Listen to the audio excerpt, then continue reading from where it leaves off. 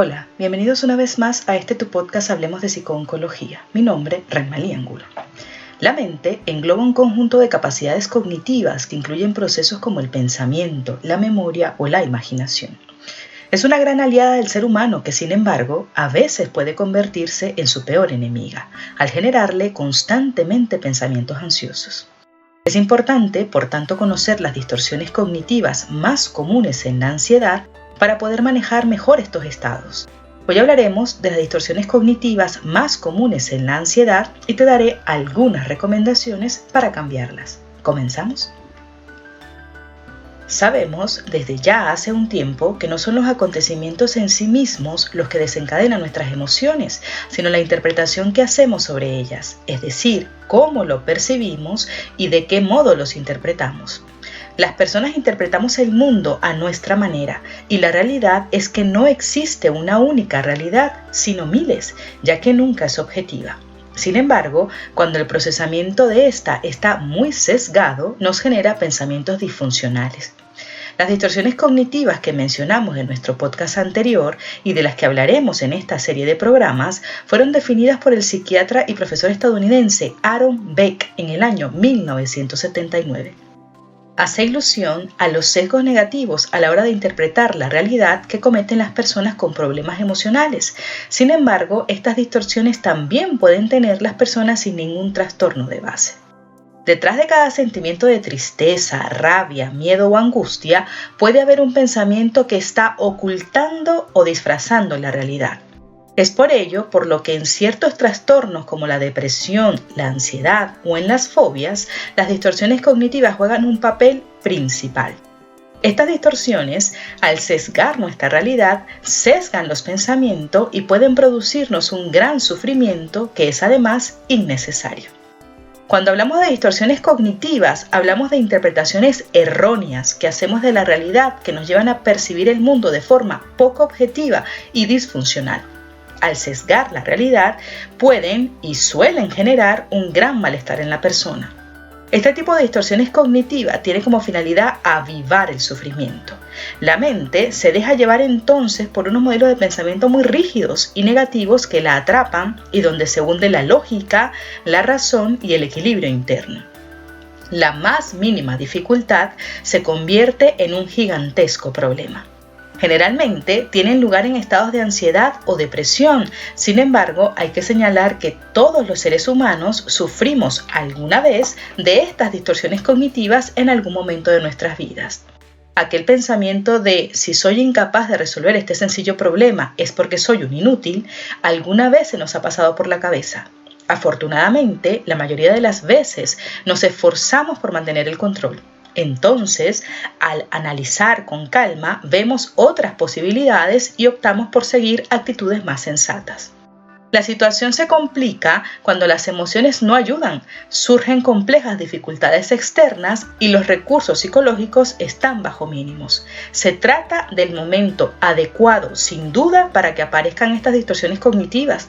Saber identificarlas y descubrir cómo actúan nos permitirá restarles algo de poder. Hablemos un poco de las características de este tipo de pensamientos. Primero, se expresan a menudo en términos de imperativo categórico, como los tendría que, los debería de los que hablamos en el podcast anterior, los he de, etc. Segundo, se vivencian como espontáneos, aparecen de repente en la mente sin ningún desencadenante aparente. Tercero, son mensajes breves, específicos y discretos y a menudo se presentan en forma de imagen visual. Cuarto, tienden a ser dramáticos y catastrofistas. Quinto, son difíciles de desviar y por último, suelen ser aprendidos. Existen muchas distorsiones cognitivas en el caso de la ansiedad y haciendo un resumen podemos mencionar como las más comunes el pensamiento dicotómico o polarizado. Quizás te suene más si decimos pensamiento blanco o negro o todo o nada. Esto quiere decir que procesamos la realidad de forma categórica. O estás bien conmigo o estás contra mí. Las cosas solo pueden ser buenas o malas, blancas o negras. La falta de término medio o de la escala de grises favorece el incremento del sufrimiento por la situación. Otra distorsión es la catastrofización. Es una distorsión clásica que hace que mucha gente se aleje de quien la padece, ya que siempre se piensa en la peor situación posible. Nos justificamos que es para estar preparados, pero para lo único que nos sirve es para aumentar la ansiedad ante las situaciones. Un ejemplo podría ser, si ya no apruebo este examen, ya no terminaré la carrera, o el que me duela el estómago significa que la enfermedad ya se ha extendido. La abstracción selectiva suele ser una distorsión común en la ansiedad y se produce cuando únicamente eres capaz de ver el lado negativo de las cosas. Y es una manera muy nociva de hacernos daño, ya que genera una constante nube negra de problemas en nuestras cabezas. Problemas que si te detienes a analizarlos desde otro punto de vista, quizás no lo sean tanto. Frases que quizás hayas dicho con relativa frecuencia como, es que a mí todo me sale mal. Ya he tosido varias veces, seguro que tengo algo grave.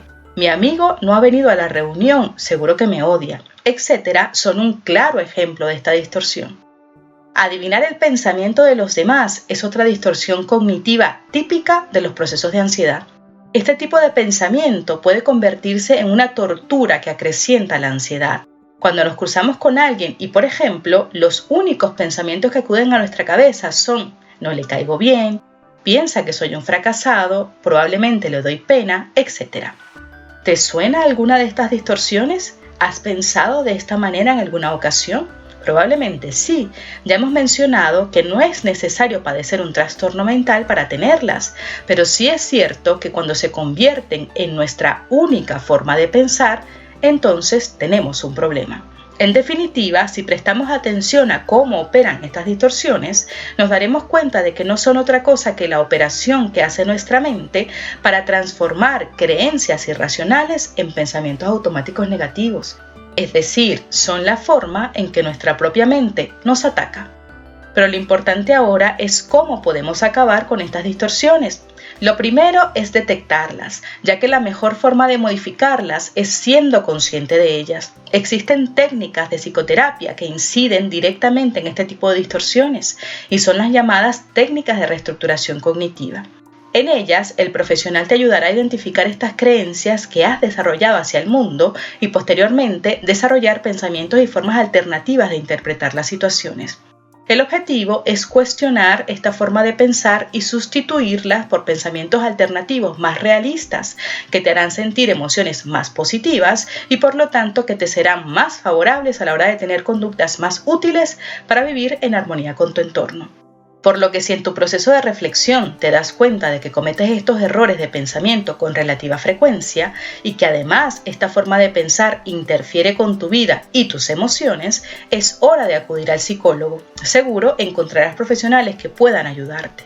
Con el conocimiento de las distorsiones, aprender a frenarlas y generar evidencias para irlas manejando, puedes tomar el control de tus pensamientos y vivir mejor, con ideas claras y reaccionando a las cosas que sí pasan, sin hacer caso a las percepciones equivocadas que tu mente puede tener en ocasiones.